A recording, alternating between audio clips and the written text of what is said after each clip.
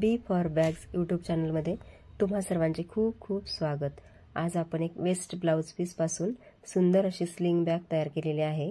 ही bag तयार करण्यासाठी आपण या ब्लाउज पीस मधून काठांचे जे धागे असतात त्या धाग्यांचा आपण लेस म्हणून सुंदर असा उपयोग केलेला आहे।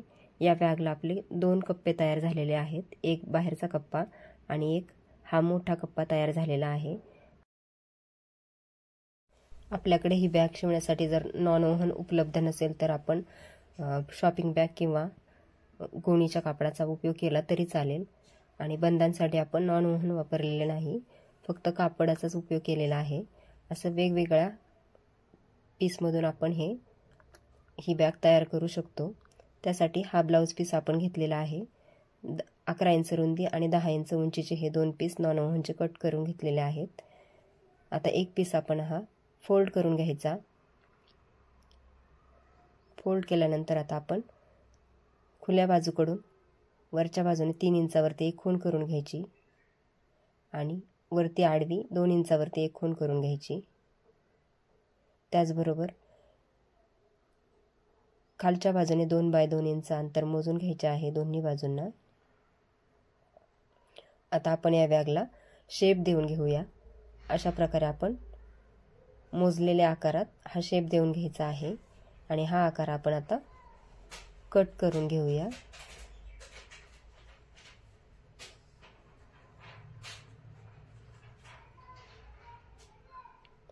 आपल्याला हा आकार मिळालेला आहे। याच आकारात आपण दुसरा पीस यावरती ठेवून कट करून घेऊया आणि कापडाला जोडून घेऊया। हे दोन्ही नॉन ओव्हनचे पीस आपण कापडाला जोडून घेतलेले आहेत। आता आपण एक पीस घेऊन याला आपण चेन जोडणार आहोत। त्यासाठी 2.5 इंचावरती एक खूण करून घ्यायची आणि हा भाग आपण आता कट करून घेऊया। आपल्या आवडीनुसार आपण हे अंतर कमी जास्त करू शकता।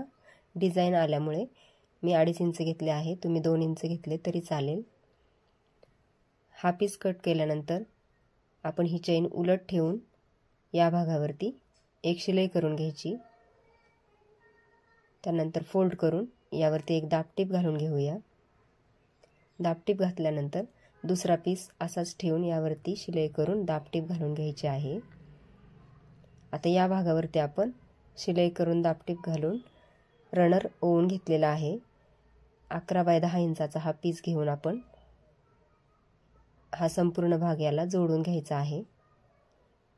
जोडल्यानंतर आपले हे पॉकेट तयार झालेले आहे आणि साइडचा जास्तीचा भाग आपण कट करून घ्यायचा आहे। आता आपण बॅगसाठी बंद तयार करून घेऊया। बंद तयार करण्यासाठी 45 इंच लांब आणि 3 इंच रुंदीची ही पट्टी कट करून घेतलेली आहे ब्लाउज पीसमधून। अशा प्रकारे फोल्ड करून दोन्ही बाजूंना शिलाई करून हा बंद आपण आता तयार करून घेतलेला आहे। याची रुंदी अर्धा ते पावणे इंच होईल अशी तयार करून घ्यायची आहे। आता त्या लेस लावण्यासाठी आपण ब्लाउज पीसमधून हे साइडचे जे धागे असतात त्यांचा वापर आपण करणार आहोत। त्यासाठी ही लेस आपण त्यातून कट करून घेतलेली आहे। थोडीशी फोल्ड करून वरच्या बाजूने आपण 1 इंच अंतर सोडायचं आहे आणि अशा प्रकारे ही लेस आतमधल्या बाजूने ठेवून यावरती शिलाई करून घ्यायची आहे आणि या बाजूने पण 1 इंच अंतर सोडून द्यायचं आहे आपल्याला। आता या पूर्ण लेसला आपली शिलाई करून झालेली आहे। बंद जोडून घेऊया। बंद जोडण्यासाठी पण आपण अर्धा ते पावणे इंच अंतर बाहेरच्या बाजूने सोडायचं आहे आणि यावरती ही चेन उलट ठेवून जोडून घ्यायची।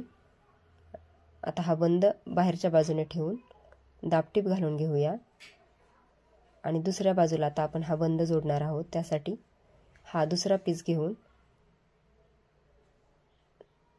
अर्धा ते पावणे इंच अंतर सोडून यावरती आपण पिनअप करून घेऊ किंवा शिलाई करून घ्यायची आहे लगेच।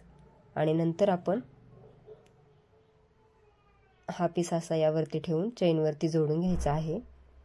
आता चेनवरती याला शिलाई करून घेतल्यानंतर हा बंद असाच अलीकडच्या बाजूने ठेवून यावरती एक दाबटीप घालून घेऊया।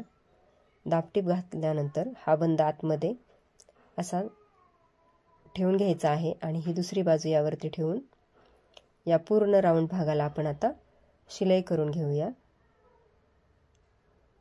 हा भाग शिवून घेतल्यानंतर आपण जास्तीचा चेनचा भाग आपण शिवून घ्यायचा आहे। यामध्ये आपण बंद जोडल्यानंतर रनर ओवून घेतलेला आहे आणि आता हे कर्व आकार आहे त्या ठिकाणी आपण जरा कट लावून घेऊ, त्यामुळे आपली ही बॅग फोल्ड सुलट केल्यानंतर व्यवस्थित दिसेल। आणि आता ही बॅग आपण सुलट करून घेऊया।